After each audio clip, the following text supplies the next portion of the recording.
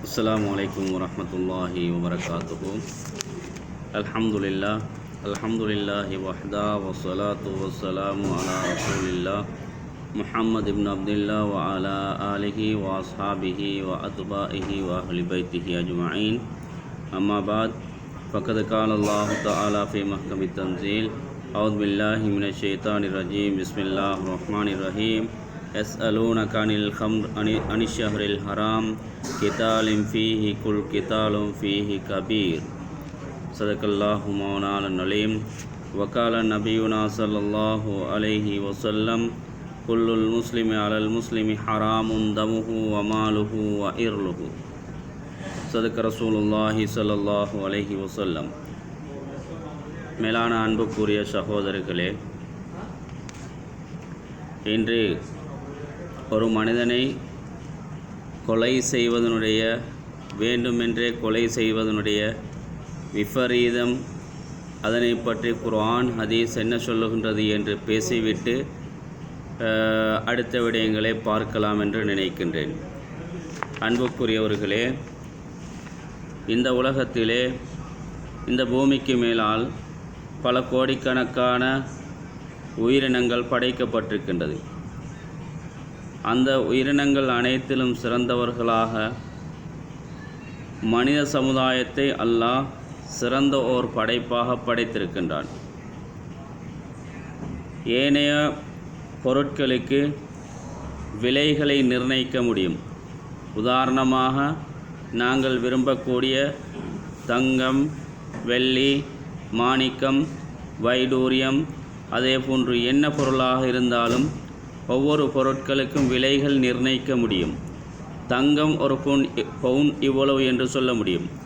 அதே போன்று மாணிக்கக்கல் ஒன்று இவ்வளவு என்று அதற்குரிய பொறுமதியை சொல்லுவார்கள். அதே போன்று வைடூரியம் ஒரு கல்லுடைய பொறுமதி இவ்வளவு என்று சொல்லுவார்கள். அதே போன்று அன்புக்குரியவர்களே, எல்லா வஸ்துக்களுக்கும், எல்லா பொருட்களுக்கும் விலைகள் நிர்ணயிக்கப்பட்டிருக்கின்றது. விலைகளை சொல்ல முடியும். ஆனால் ஒரு மனிதனுடைய பொறுமதி இவ்வளவுதான், ஒரு மனிதன் இவ்வளவுதான் பொறுமதி, 1 கோடி ரூபாய் தான் பொறுமதி, அல்லது 50,000 ரூபாய் தான் பொறுமதி, அல்லது 1,00,000 ரூபாய் தான் பொறுமதி என்று யாராலும் சொல்ல முடியாது. விலை நிர்ணயிக்க முடியாத ஒரு பொருள்தான் மனிதனாக இருந்து கொண்டிருக்கின்றான். அவன் முஸ்லீம் அல்ல, நன்முஸ்லீம் அல்ல, யாராக இருந்தாலும் மனிதன் என்பதனால அவன் கண்ணியப்படுத்தப்பட்ட ஒரு படைப்பாக இருந்து கொண்டிருக்கின்றான். அன்புக்குரியவர்களே, கடைக்கு சென்று 1 கிலோ மீன் வாங்குவதாக இருந்தால் அந்த மீனுடைய விலையை சொல்லுவார்கள். அதே போன்று 1 கிலோ வெங்காயம் வாங்குவதாக இருந்தால் அதனுடைய விலையை சொல்லுவார்கள். 1 கிலோ பருப்பு வாங்குவதாக இருந்தால் அதனுடைய விலையை சொல்லுவார்கள். ஆனால் இந்த மனிதனுக்கு என்ன பெறுமதி என்று கேட்டால் யாரும் சொல்ல மாட்டார்கள், சொல்லவும் முடியாது. யாராலும் சொல்ல முடியுமா? முடியாது. அவ்வளவு பெறுமதியானவன்தான் இந்த மனிதன். இந்த மனிதன் இன்று பெறுமதி அற்றவனாக, இந்த நவீன யுகத்திலே பெறுமதி அற்றவனாக மாறிவிட்டான், மாற்றப்பட்டு விட்டான். இன்று மனித உயிருக்கு உத்தரவாதம் இல்லாமல் இருக்கக்கூடிய காலம்தான் இன்றைய நவீன காலமாக இருந்து கொண்டிருக்கின்றது. மனிதர்களை மிருகங்கள் போன்று கொன்று குவிக்கக்கூடிய காலம் இந்த காலம். நாங்கள் பார்க்கின்றோம், சில சின்ன சின்ன பிரச்சனைகளுக்காக, அதாவது கொலை செய்யக்கூடிய காட்சிகளை நாங்கள் பார்க்கின்றோம். கொலை என்பது, அன்புக்குரியவர்களே, எந்த மதமாக இருந்தாலும் கொலையை ஒருபோதுமே அந்தந்த மதங்கள், அந்தந்த சமயங்கள் ஒருபோதும் ஏற்றுக்கொள்ளவில்லை, ஒருபோதும் அனுமதிக்கவில்லை.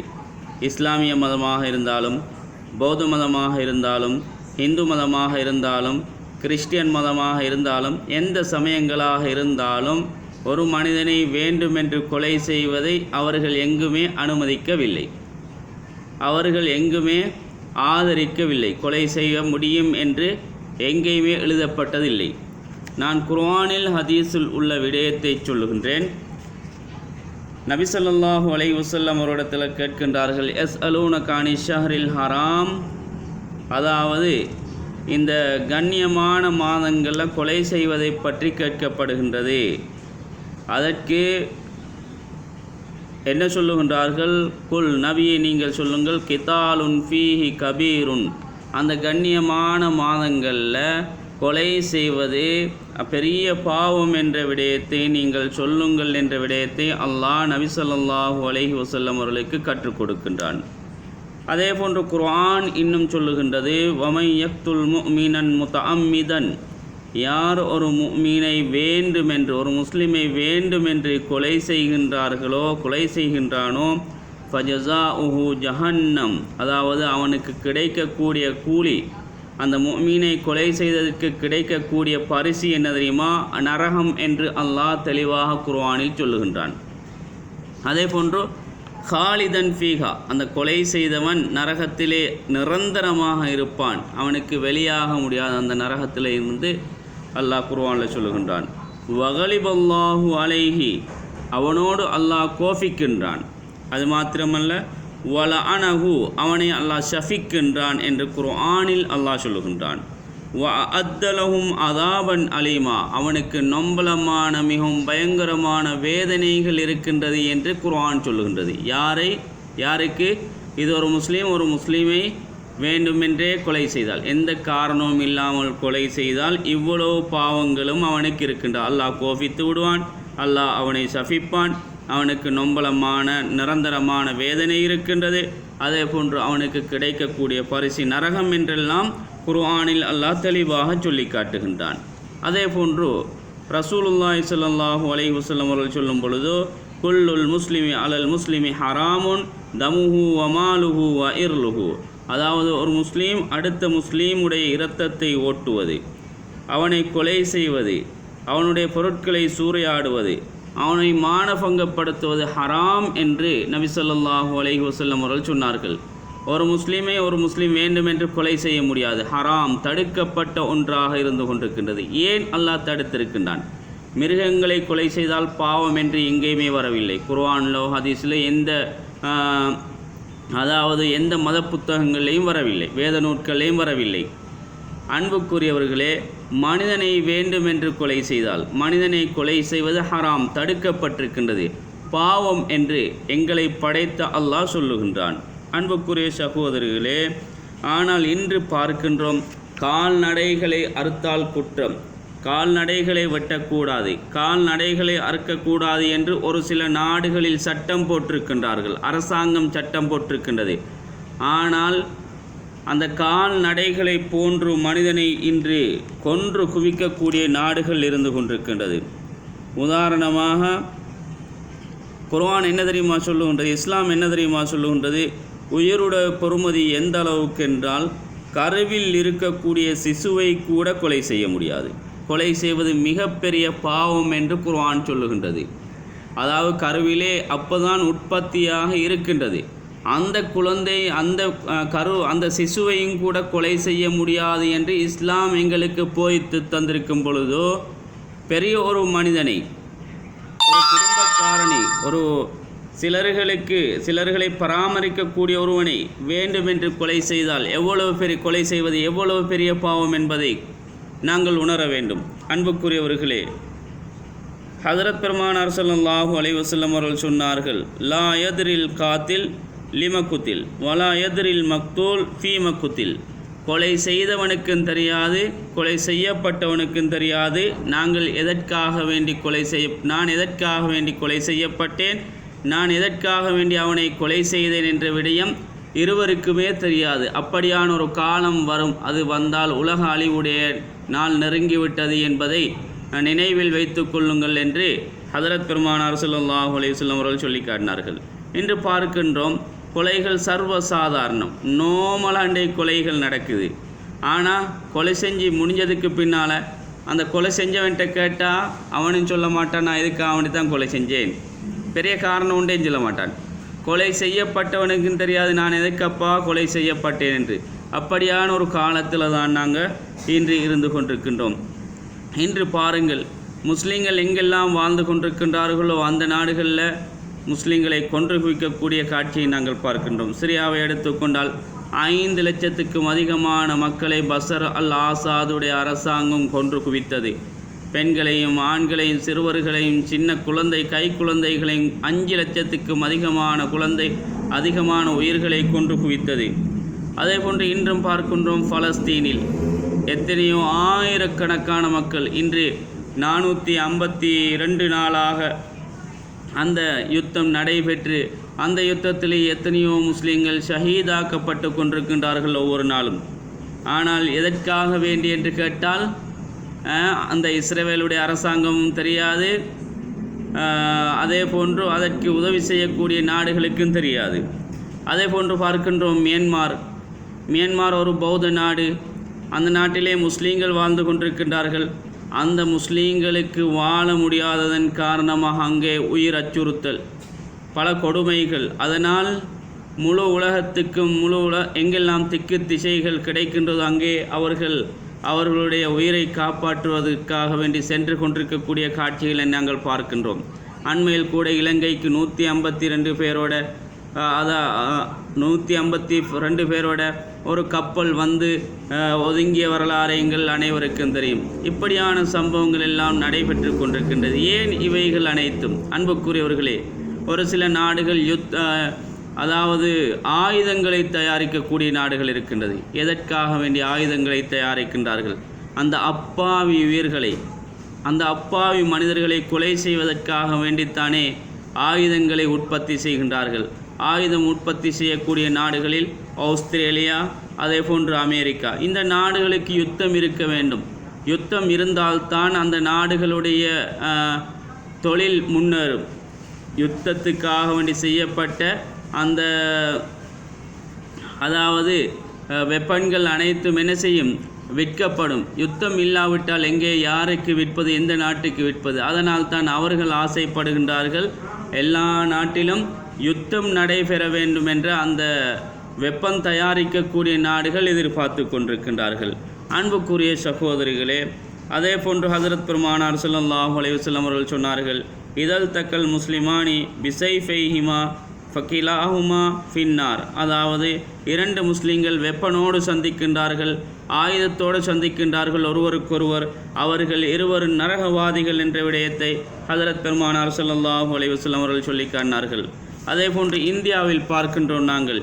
இந்தியாவில் யூபியில் உத்தரப்பிரதேஷ், அதே போன்று குஜராத்தில், அதே போன்று இன்னும் சில மாநிலங்கள் இருக்கின்றன. அந்த சில மாநிலங்களில் முஸ்லீம்களுக்கும் ஏனைய மக்களுக்கும் இடையில் மத பிரச்சினைகள். அண்மையில் உத்தரப்பிரதேசத்தில் சாம்பல் மாவட்டத்தில் ஏற்பட்ட ஒரு கலவரத்தில், அதாவது மசூதி கலவரத்தில் 5 இஸ்லாமிய வாலிபர்கள் கொலை செய்யப்பட்டார்கள். எதற்காக வேண்டி கொலை செய்தார்கள்? கொலை செய்யப்பட்டவர்களுக்கும் தெரியுமா, கொலை செய்தவர்களுக்கும் தெரியுமா? தெரியாது சகோதரிகளே. இதுவெல்லாம் கியாமத்துடைய அடையாளம் என்பதை ஹஜரத் பெருமானார் ஸல்லல்லாஹு அலைஹி வஸல்லம் அவர்கள் சொன்னார்கள். மனிதன் என்றால் எல்லோரும் ஒன்றுதான். அவன் ஹிந்துவாக இருக்கலாம், அவன் இஸ்லாமியனாக இருக்கலாம், அவன் பௌத்தனாக இருக்கலாம், அவன் கிறிஸ்டியனாக இருக்கலாம், யாராக இருந்தாலும் எல்லாம் மனிதர்கள் தான். எல்லா மனித உயிர்களும் பெறுமதியானது, எல்லா மனித உயிர்களும் பெறுமதியானது. அன்புக்குரியவர்களே, அந்த மனித உயிர்கள் பாதுகாக்கப்பட வேண்டும். அந்த மனித உயிர்கள் விலை மதிப்பற்றது. இப்போ உதாரணமாக எடுத்துக்கொண்டால், நான் இருக்கின்றேன், நான் ஒரு குடும்பத்துக்கு பொறுப்புதாரி. நான் அநியாயமாக கொலை செய்யப்பட்டால், உதாரணத்துக்கு அநியாயமாக கொலை செய்யப்பட்டால், என்னுடைய மனைவி, என்னுடைய பிள்ளைகள், என்னுடைய பெற்றோர்கள், எனக்கு கீழே இருக்கக்கூடியவர்கள் அனைவர்களும் கஷ்டப்படுவார்கள். என்னுடைய மனைவிக்கு அவளுடைய வாழ்வாதாரத்துக்கு யார் உதவி செய்வது? அதே போன்று என்னுடைய பிள்ளைகளுக்கு வாழ்வாதாரத்துக்கு யார் உதவி செய்வது? அதனால தான் இஸ்லாம் கொலையை அச்சுறுத்துகின்றது, கொலையை தடுத்திருக்கின்றது, கொலையை ஹராமாக ஆக்கியிருக்கின்றது.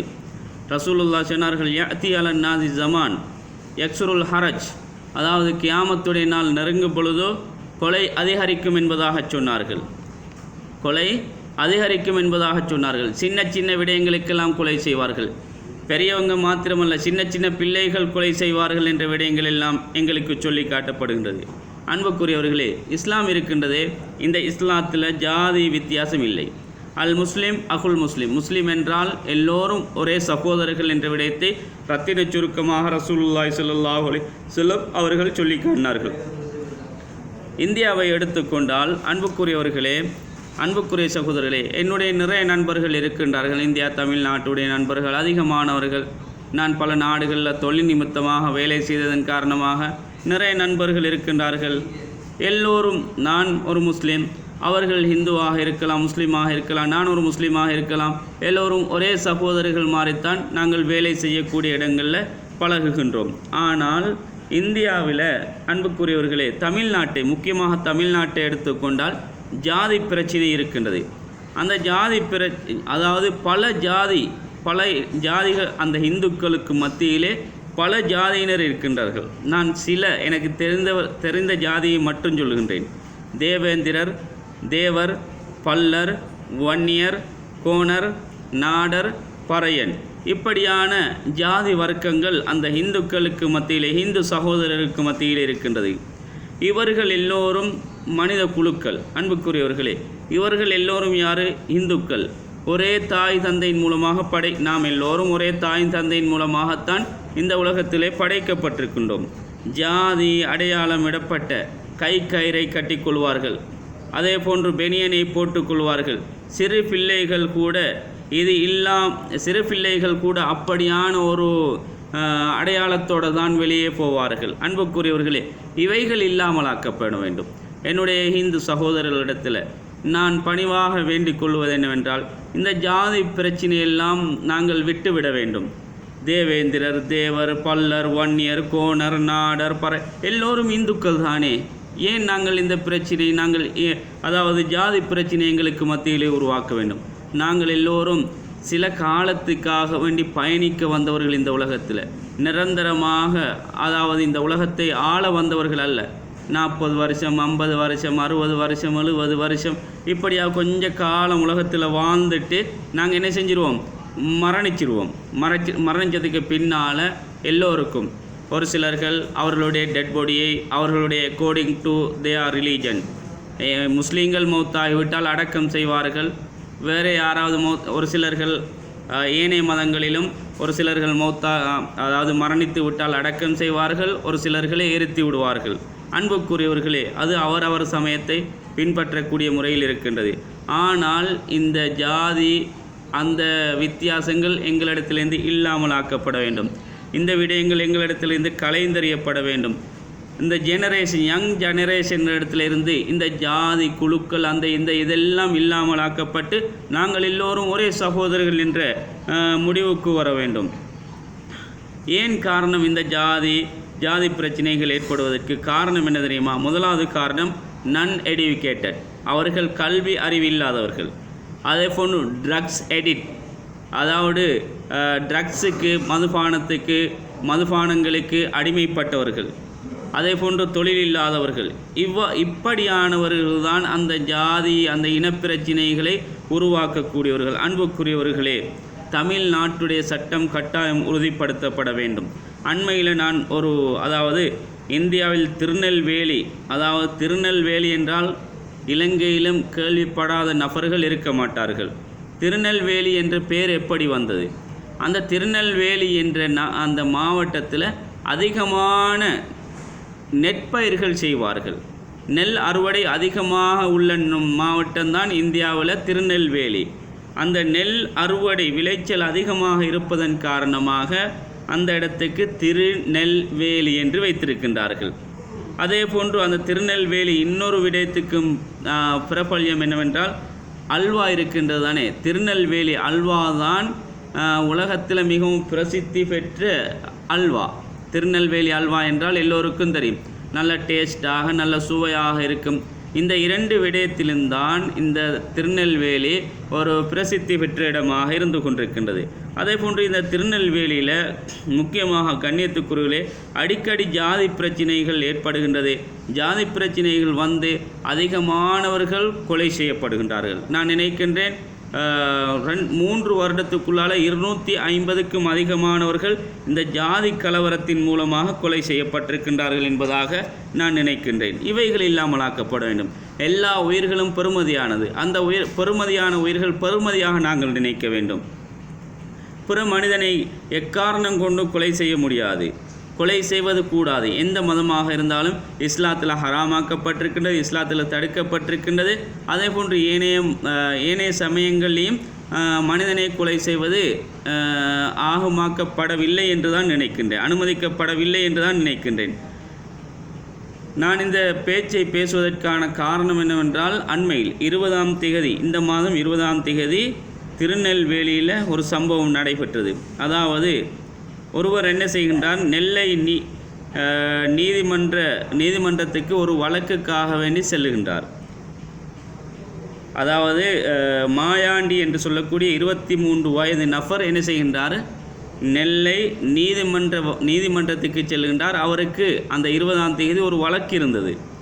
அன்புக்குரியவர்களே, அவர் அந்த மாயாண்டி என்பவர் 2023ஆம்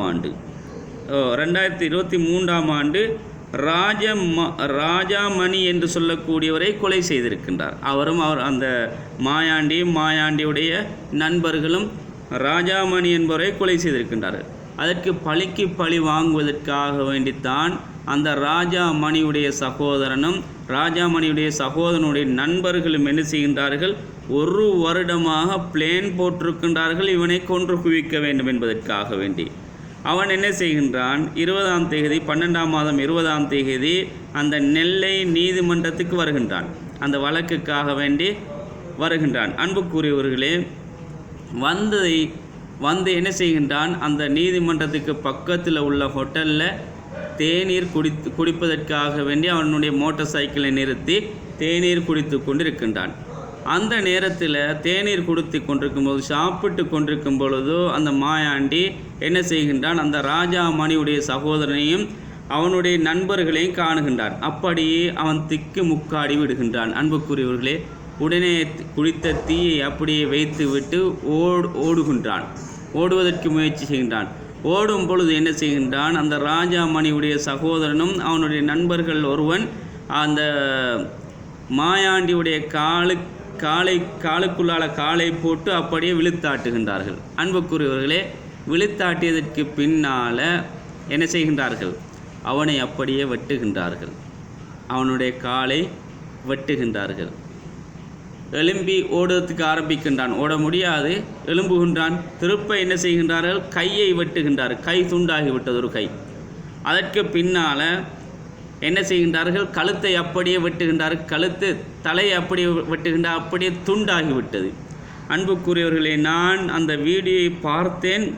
என்னால் சகிச்சு கொள்ள முடியவில்லை, என் மனம் ஏற்றுக்கொள்ள முடியவில்லை.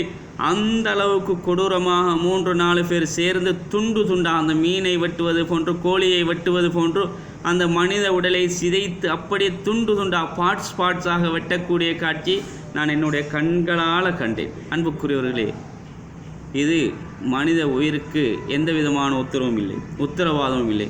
பக்கத்தில் போலீஸ்காரர்கள், பக்கத்தில் ஆயுதம் ஏந்திய போலீஸ்காரர்கள், நீதிமன்ற வளாகம் 20 மீட்டருக்குள்ளால தான்.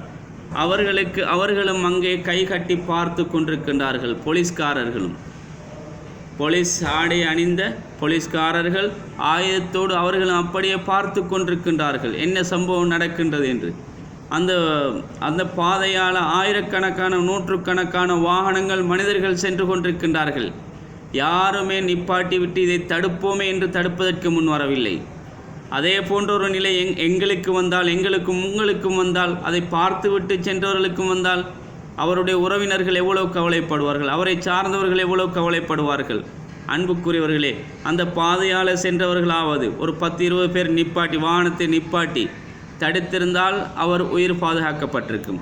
அல்லது போலீஸ்காரர்கள் ஓடோடி வந்து அதை தடுத்திருந்தால் அவருடைய கையிலே ஆயுதம் இருக்கின்றது, அதை தடுத்திருக்கலாம், அவருடைய உயிர் பாதுகாக்கப்பட்டிருக்கும். தமிழ்நாட்டுடைய பாதுகாப்பு ஸ்திரப்படுத்தப்பட வேண்டும். தமிழ்நாட்டு போலீஸார் அவருடைய சேவைகளை செவ்வனே நிறைவேற்றி இருந்தால் இந்த உயிர் பாதுகாக்கப்பட்டிருக்கும். அதே போன்று தமிழ்நாட்டுடைய முதலமைச்சர் ஸ்டாலின் அவர்கள் இதற்குரிய ஒரு நல்ல தீர்மானத்தை கொண்டு வர வேண்டும். நான் இலங்கையனாக இருந்தாலும் இந்த விடயத்தை எத்தி வைக்கின்றேன். அன்புக்குரியவர்களே, ஏன் ஒரு மனித உயிர் பாதுகாக்கப்பட வேண்டும்? ஒரு மனிதன் கண்ணியமானவன்.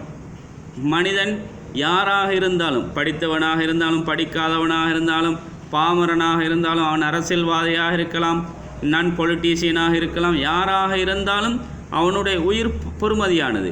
அவனுடைய குடும்பத்துக்கு தேவையானவன், அவனுடைய பிள்ளைகளுக்கு, அவனுடைய மனைவிக்கு தேவையானவன்.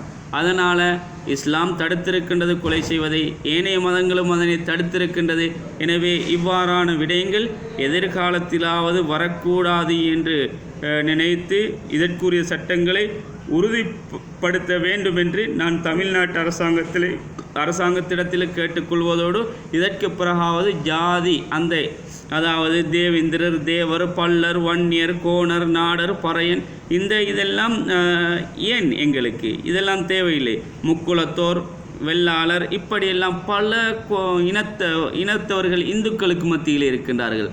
இந்துக்கள் என்றால் எல்லோருமே ஒன்றுதான். ஆரம்ப காலத்தில் தான் இப்படியான ஜாதிகள் இருந்தது.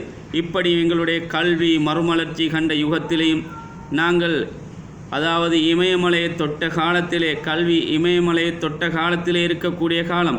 இந்த காலத்திலிருந்தானா இப்படியான மூட நம்பிக்கைகள் எங்களுக்கு தேவையில்லை. இவைகள் அனைத்தையும் விட்டுவிட்டு நாங்கள் எல்லோரும் ஒரே இனத்தவர்கள் என்று ஒன்றுபடுவோமாக என்று வேண்டி என இந்த உரையை முடிக்கின்றேன். வஆகிரு தஅவானா அல்ஹம்துலில்லாஹி ரப்பில் ஆலமீன். இந்த உரையை பிடித்திருந்தால் கட்டாயம் என்னுடைய இந்த சேனலை சப்ஸ்கிரைப் பண்ணுங்கள், அதே போன்று லைக் பண்ணுங்கள், கமெண்ட் பண்ணுங்கள், அடுத்தவர்களுக்கும் எத்தி வையுங்கள். ஏன் இந்த உரையின் மூலமாக அடுத்தவர்களும் பிரயோசனப்பட வேண்டும் என்பதுதான் என்னுடைய நோக்கம்.